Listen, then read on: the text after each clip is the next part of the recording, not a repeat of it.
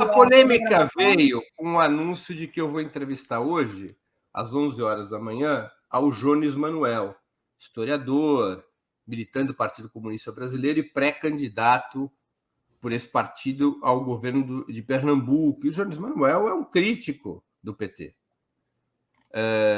Para alguns militantes, eu não sei se do PT ou de algum outro partido, nas redes sociais, isso seria abrir palanque para um antipetista, para um golpista e não sei que outros isso. É uma coisa um pouco irônica, né? Porque não se poderia abrir espaço para um antipetista radical, mas se pode trazer para a vice-presidência da chapa do Lula um antipetista radical e de direita como o Alckmin. É um pouco irônico, né? Mas, de toda maneira, o que importa, Daphne, é que o jornalismo não é a mesma coisa que a propaganda. E não é um instrumento partidário. Ou seja, o Opera Mundi, em específico, não é um instrumento partidário, embora eu seja militante do PT.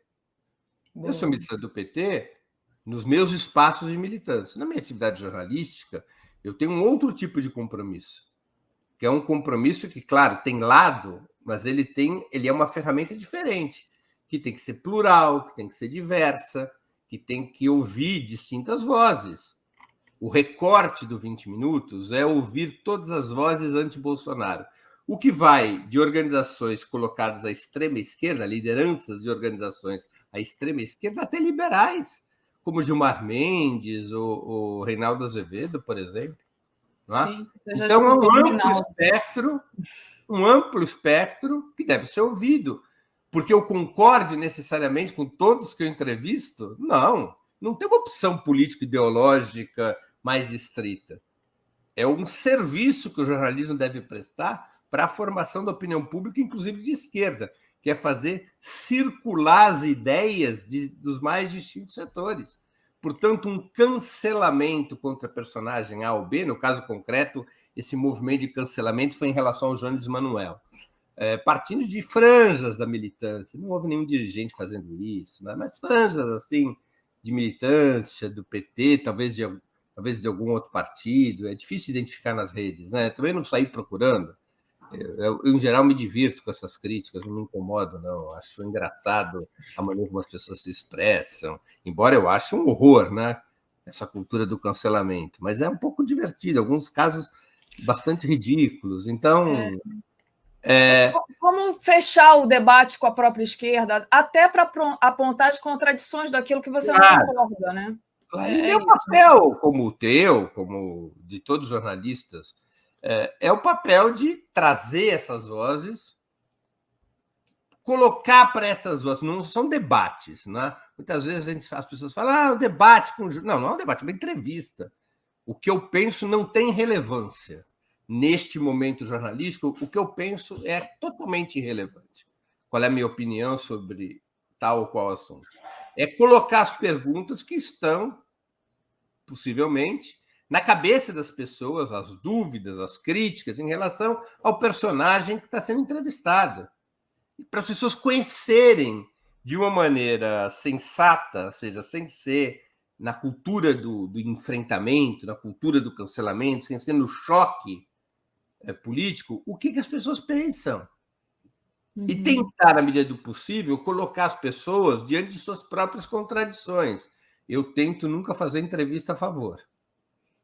As minhas entrevistas são sempre contra. Pelo menos é a minha intenção. Às vezes eu consigo, às vezes não. Também não sou nenhum perito. Então, às vezes eu consigo, às vezes não. Mas é entrevista contra, nunca a favor. Não é? Essa é a lógica. Então, as pessoas não podem imaginar... Essa lógica da cultura do cancelamento, da eliminação do contrário, ela é absurda. Emburrece, embrutece mais que emburrece, impede que se conheça as versões de todos os lados envolvidos nas distintas tretas que vão sendo criadas, vai se fazendo pré-julgamento, vai se estabelecendo uma espécie de telefone sem fio, porque quando você se recusa a ouvir a fonte original, você passa a saber sobre esse personagem a partir de segundos, depois de terceiros, depois de quartos. É aquela brincadeirinha de criança que a gente fazia do telefone sem fio. A informação sai de um jeito e chega de outro completamente diferente. Né?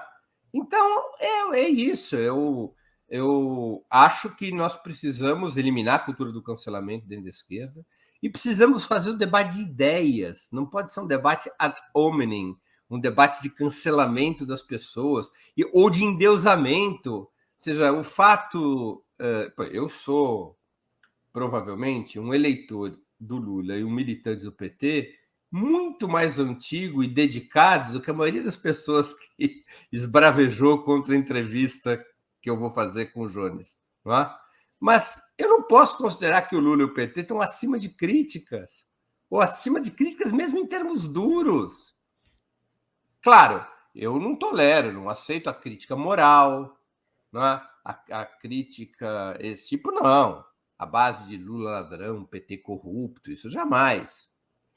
Não é PT traidor, Lula traidor, não, jamais. Agora, a crítica das ideias, a crítica das práticas, faz parte do jogo. E um partido como o PT, e aí eu falo como militante, Daphne, que é um partido que tem a intenção de ter hegemonia no processo de transformação da sociedade brasileira, ele obrigatoriamente tem que ser mais tolerante, mais generoso e mais disponível ao diálogo do que os demais. Porque não se constrói hegemonia a partir de um embate cego.